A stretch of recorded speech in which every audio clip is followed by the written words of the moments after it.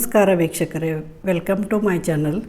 ಇವತ್ತು ನಾನು ಪುಂಡಿ ಪಲ್ಯ ಮಾಡೋದು ತೋರ್ಸಾಕತ್ತೇನೆ ರೀ. ಪುಂಡಿ ಪಲ್ಯ ಯಾವ ಥರ ಮಾಡೋದು ತೋರ್ಸಾಕತ್ತೇನೆ. ಇದು 2 ಕಟ್ಟ ಪುಂಡಿ ಪಲ್ಯ ಐತ್ರಿ. ಅದನ್ನು ಸ್ವಚ್ಛ ಹಿಂಗೆ ತೊಳೆದ ಇಟ್ಕೊಂಡೀನಿ.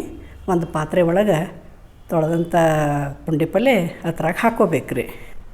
ನೋಡಿರಿ, ಈ ಥರ ಎಲ್ಲ ಹಾಕಿ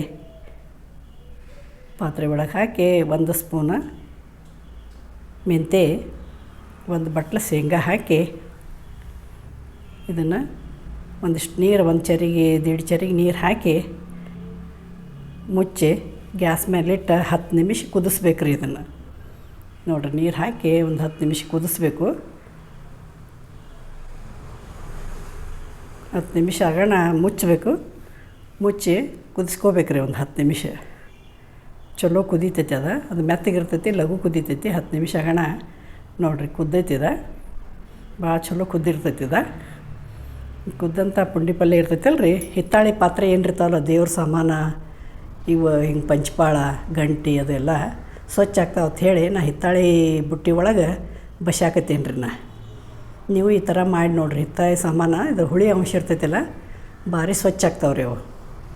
ಮತ್ತು ಅದು ಬಸದ ಮೇಲೆ 1 ಬಟ್ಲ ನುಚ್ಚು ಜೋಳದ ನುಚ್ಚು ಹಾಕೇನಿ ರೀ. ಜೋಳದ ನುಚ್ಚು ಹಾಕಿ ನೀರು ಮತ್ತೊಂದು 2 ಬಟ್ಲು ನೀರು ಹಾಕಿ ಬಸದ ಮೇಲೆ ಇದನ್ನೆಲ್ಲ ಹಾಕಿ ಮತ್ತೆ ಕುದಿಸ್ಬೇಕು ರೀ. ಅದನ್ನು ಮತ್ತೊಂದು 10 ನಿಮಿಷ ಕುದಿಸ್ಬೇಕು. ಅದನ್ನು ಒಂದು ಸ್ವಲ್ಪ ನೀರು ಹಾಕಿ ಮತ್ತೊಂದು 2 ಬಟ್ಲು ನೀರು ಹಾಕಿ ಮತ್ತು ಗ್ಯಾಸ್ ಮೇಲಿಟ್ಟು ಕುದಿಸ್ಬೇಕು ರೀ.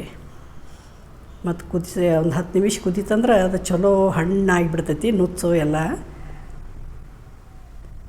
ನುಚ್ಚೋದೆಲ್ಲ ಹಣ್ಣಾದ್ಮೇಲೆ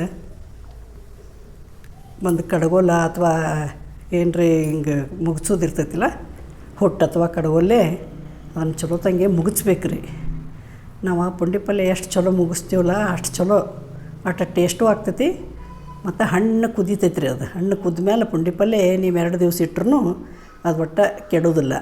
ನೋಡಿರಿ, ಈ ಥರ ಕಡಗೋಲೆ ಚಲೋ ತಂಗೆ ಮುಗಿಸ್ಕೋಬೇಕು. ಪುಂಡಿ ಪಲ್ಯ ಮುಗಿಸಿದ ಮೇಲೆ ಸ್ವಲ್ಪ ಹಸಿ ಬೆಳ್ಳುಳ್ಳಿ ಹಾಕಬೇಕು.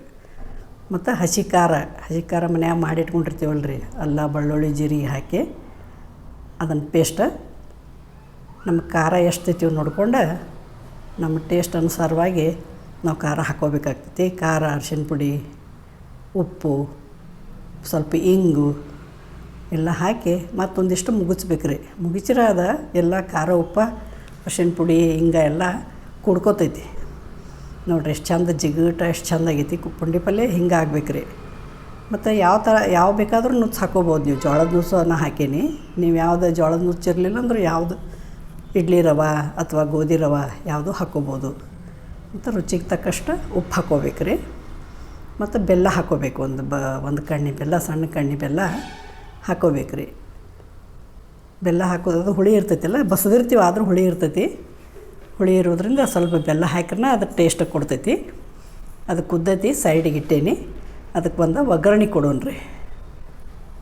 ಒಂದು 2 ಚಮಚ ಎಣ್ಣೆ ಹಾಕೀನಿ. ಸಾಸಿವೆ, ಜೀರಿಗೆ, ಸ್ವಲ್ಪ ಕರಿಬೇವೆಲ್ಲ ಚಟಪಟ ಆದಮೇಲೆ ಸ್ವಲ್ಪ ಬೆಳ್ಳುಳ್ಳಿ, ಇಲ್ಲಿ ಒಗ್ಗರಣೆಗೂ ಒಂದು ಸ್ವಲ್ಪ ಹಾಕ್ಕೋಬೇಕು. ಮತ್ತು ಹಸಿದೂ ಅಲ್ಲಿ ಸ್ವಲ್ಪ ಹಾಕಬೇಕು ರೀ. ಕುದಿ ಮುಂದೆ ಸ್ವಲ್ಪ ಹಾಕೀನಿ. ಮತ್ತು ಒಗ್ಗರಣೆ ಕೊಡೋದ್ರಿಂದ ಬೆಳ್ಳುಳ್ಳಿ ಟೇಸ್ಟ್, ಸ್ಮೆಲ್ ಚಲೋ ಬರ್ತೈತಿ ಅಂತೇಳಿ ಸ್ವಲ್ಪ ಒಗ್ಗರಣೆ ಕೊಡಬೇಕು.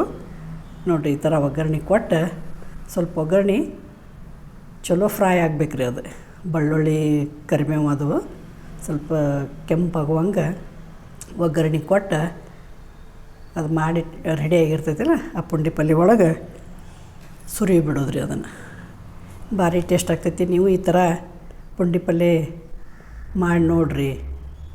ಹೆಂಗಾಗೈತಿ ಕಾಮೆಂಟ್ದಾಗ ಹೇಳ್ರಿ.